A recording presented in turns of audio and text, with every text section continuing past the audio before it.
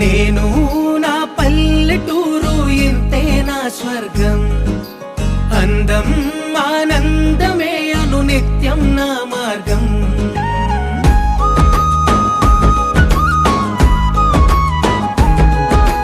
నేను నా పల్లెటూరు ఇంతే నా స్వర్గం.